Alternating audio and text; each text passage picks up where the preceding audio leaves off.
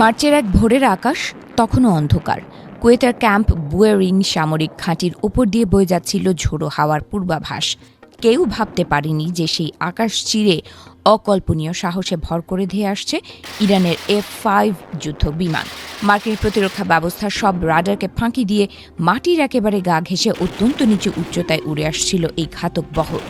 বাতাসের বুক চিরে যখন তারা এগোচ্ছিল, তখন তাদের প্রতিটি মুহূর্ত ছিল মৃত্যুর সঙ্গে লুকোচুরি খেলার সমান। অভিযানের কমান্ডার জানালেন, তাদের লক্ষ্য ছিল অত্যন্ত সুনির্দিষ্ট এবং কৌশলগত। প্যাট্রিয়ট মিসাইল সিস্টেম আর এয়ারবোর্ন আর্লি ওয়ার্নিং সিস্টেমের চোখ এড়াতে তারা 50 ফুটেরও কম উচ্চতায় বিমান চালিয়েছেন, এমনকি বৈদ্যুতিক তারের নিচ দিয়েও দাপিয়ে বেরিয়েছেন তারা।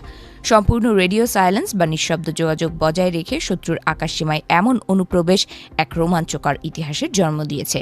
কমান্ডার স্মৃতি রোমন্থন করে বলেন, সমুদ্রের ওপর দিয়ে যাওয়ার সময় জাহাজের নাবিকেরা পর্যন্ত অবাক হয়ে তাকিয়েছিলেন তাদের দিকে, কারণ যুদ্ধ বিমানগুলো জাহাজের ডেক থেকেও নিচ দিয়ে দ্রুত গতিতে বেরিয়ে যাচ্ছিল। ঘাঁটির কাছাকাছি পৌঁছানোর পর শুরু হয় অভিযানের চূড়ান্ত পর্যায়।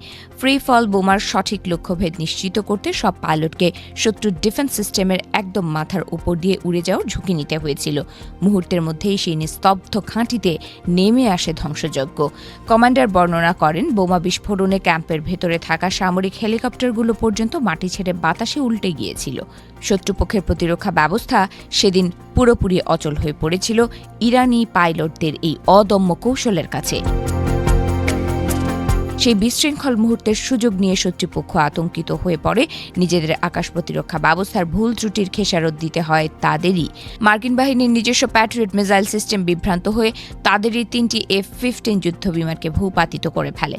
কমান্ডার গর্বের সঙ্গেই জানালেন যে সেই চরম উত্তেজনার মুহূর্তে শত্রু বাহিনী যখন নিজেদের ভুল সামলাতে ব্যস্ত, ঠিক তখনই তারা তাদের সফল মিশন শেষ করে ধোঁকা দেওয়ার কৌশল অবলম্বন করেন। মিশন শেষে প্রত্যাবর্তনের পথটিও ছিল সমান বিপজ্জনক। তবে কৌশলে পাইলটদের বুদ্ধিমত্তায় তারা শত্রুর রাডার নেটওয়ার্কের মায়াজাল ছিন্ন করে নিরাপদে ইরানি আকাশসীমায় ফিরে আসতে সক্ষম হন। ককপিটে থাকা পাইলটদের কণ্ঠে তখন কোনো ব্যক্তিগত ভয়ের ছাপ ছিল না, বরং তাদের একমাত্র লক্ষ্য ছিল দেশের সম্মান রক্ষা করা।